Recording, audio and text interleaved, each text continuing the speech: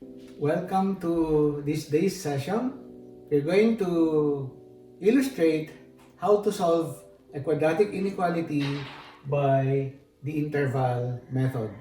In the previous video, we solved this inequality, which we split into either greater than 0 or less than 0.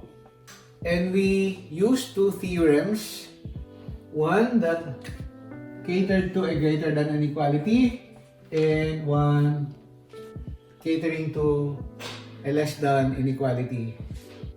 Today, I'm going to illustrate solution by interval method using our familiar inequality.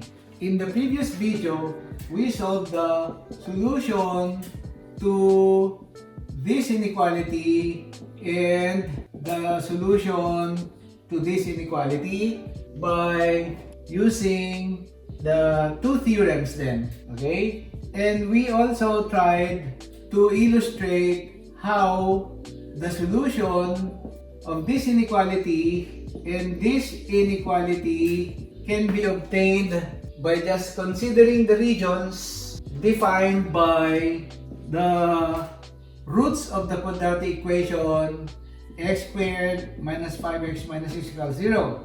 And the roots here are 6 or negative 1. So these roots here divided the region of solution to either greater than 0 or less than 0. And we found out that the solution to this greater inequality here had this region 1 here and then region 3 there.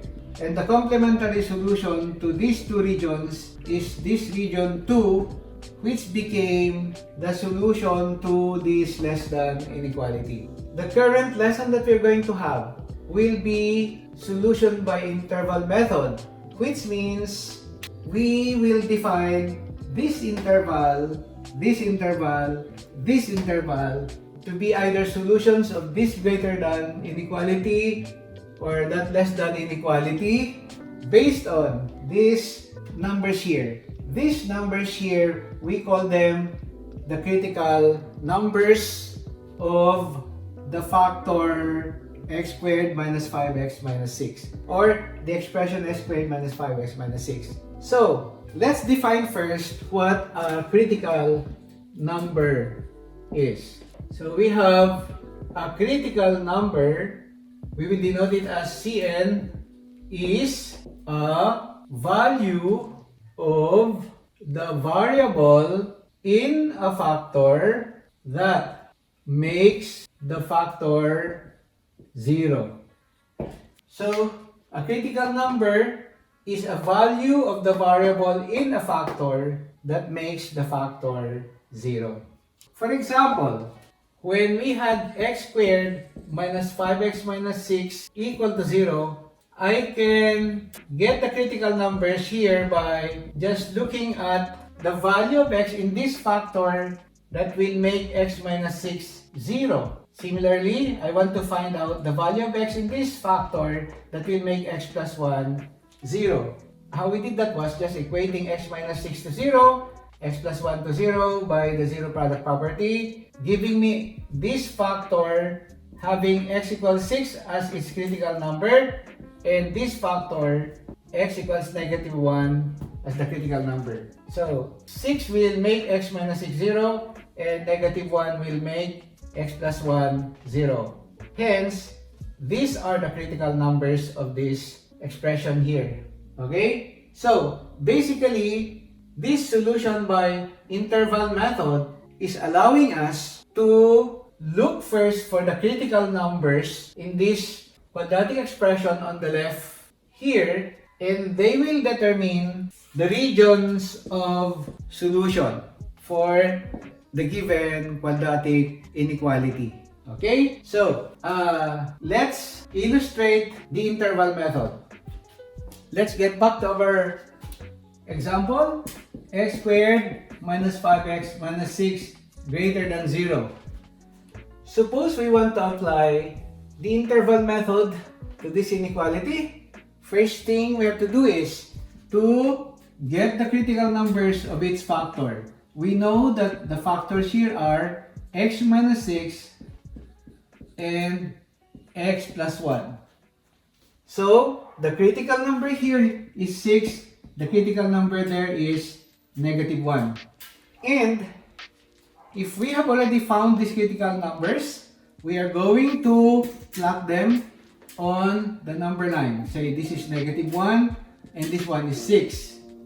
Again, this is a strict inequality, so the critical numbers are not a part of the solution. Here, the critical numbers have split the real number line into 3 regions of solution here. Okay, as you have seen previously, we want to find out whether the region of solution is this region or that region. What we did earlier was to test for any value of x which belongs to any region. Let's see. I want to test a value of x in region 2. Let's say I will choose x equals 0 for convenience. And I will get back to my inequality. I will say 0 squared minus 5 times 0 minus 6. Is this greater than 0? I will have here minus 6 is not greater than 0. This indicates that this interval here does not satisfy that inequality. Okay? Now, I may have a hint that the adjacent regions may be the solution to the given inequality. But before I test another number here, I am now saying that this region here satisfies not this inequality, but it satisfies the other inequality. So, to save time, since when I let x equals 0 be tested in this inequality, it did not satisfy, then the testing should look like this in this inequality. Is this inequality true?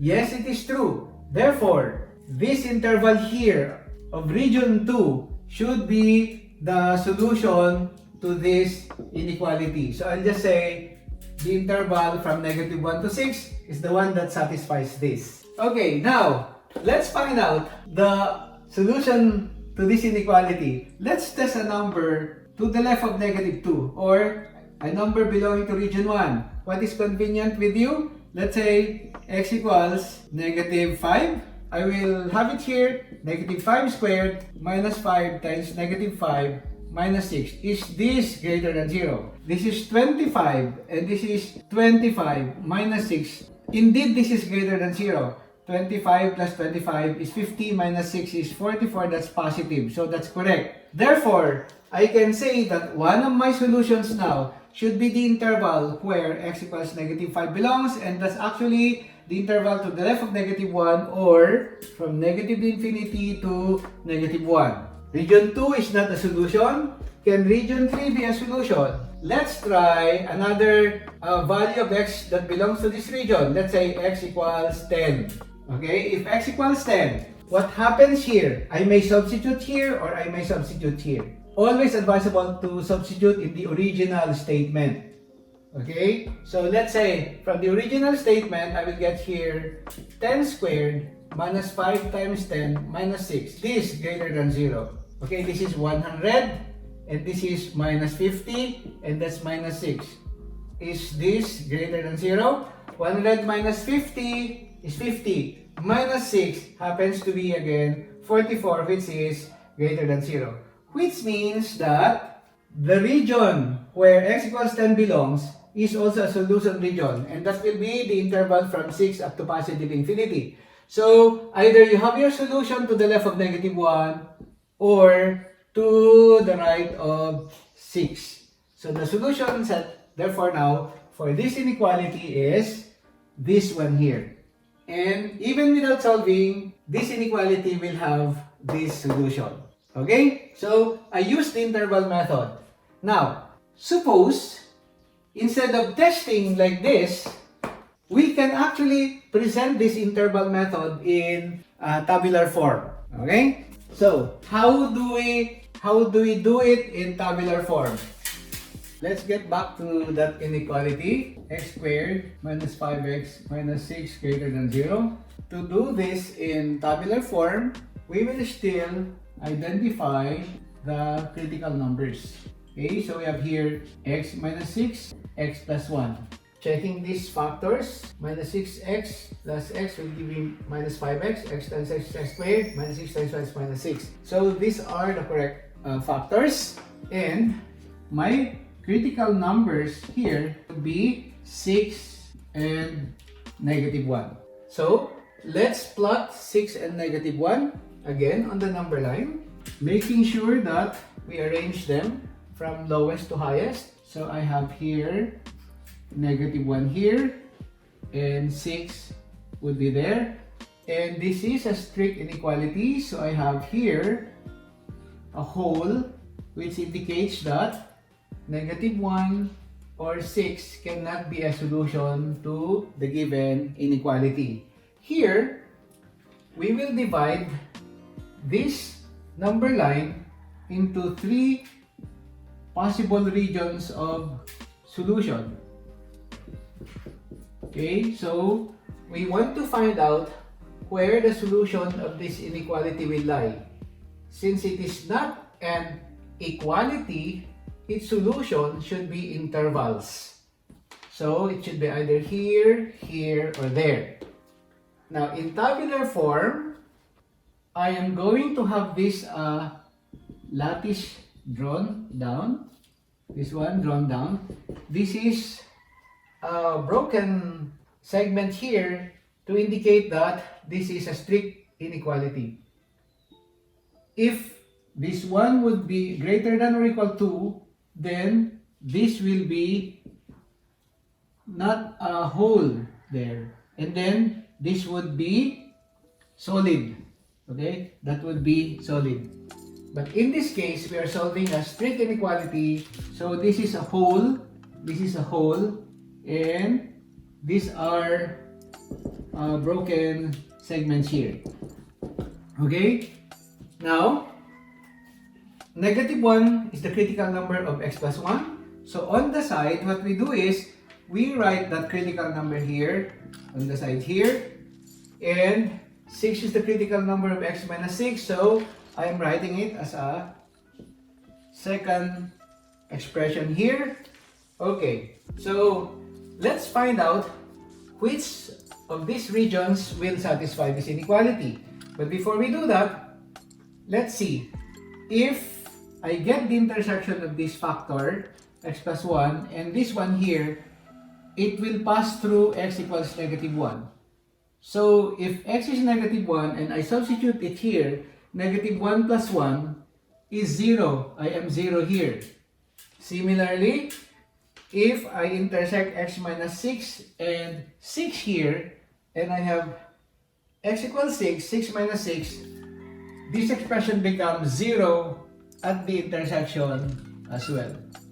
Okay, now, if we can just analyze what this one means to us, 0 divides our number line into positive numbers and here negative numbers, which means to the right of this 0 here, this expression here will already become positive. Okay, and to the left of this 0, this one is negative. Similarly, for the expression x minus 6, and if you are in this region, to the right of that, this is already a 0, so to the right of it will be positive, and everything to its left will be negative.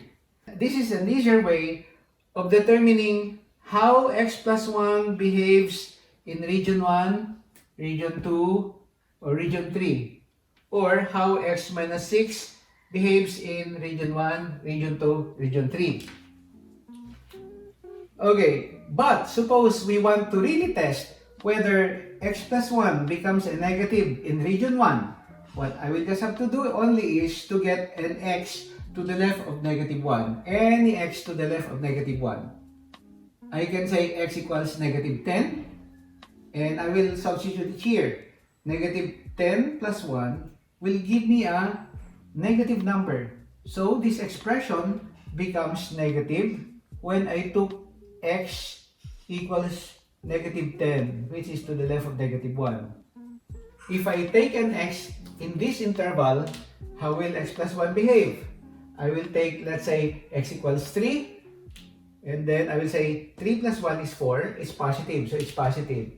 So it's correct. You can analyze x minus 6 in the same manner, and you will find out that we really have negative, negative, positive here for x minus 6 because this border here makes the expression x minus 6 0, and all to its right will be positive and all to its left will be negative. That's our pattern. Now, what we want to have here now is a summary of x minus 6 times x plus 1. So I have here x minus 6 times x plus 1. So I'll just get the signs. Negative times negative is positive. Positive times negative is negative. Positive times positive is positive. Okay? We are solving a greater than inequality.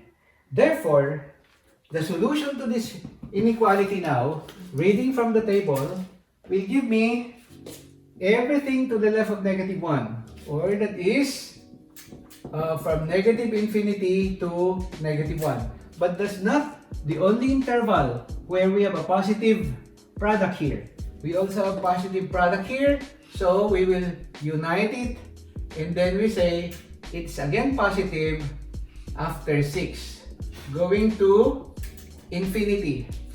Therefore, the solution to this inequality will either be in this interval or in this interval. Now, that solution is written in interval form.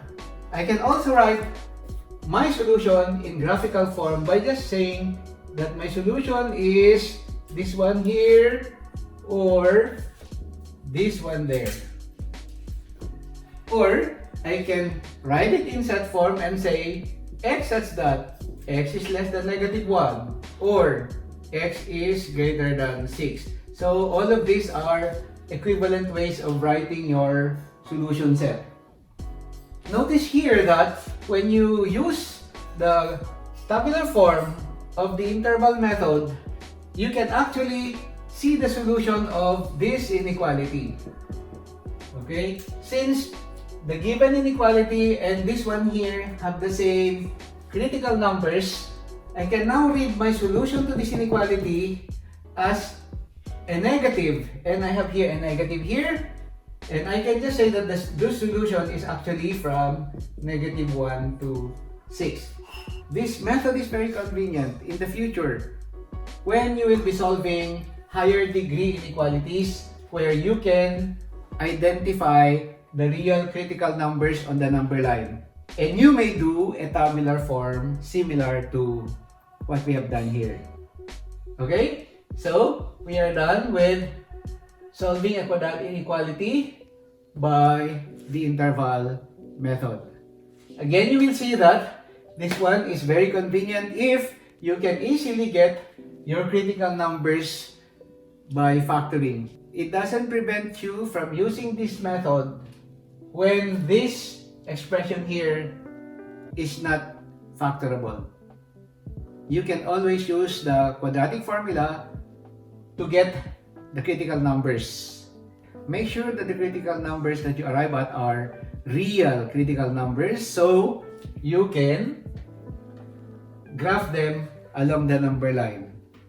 Otherwise, if they are not real, you can just make a decision. If you're solving a greater than, then you have an absolute inequality, all true for any x. If you're solving a less than, then you have a contradiction. It will never be true for any x. That is, if you're considering non-real critical numbers. Thank you.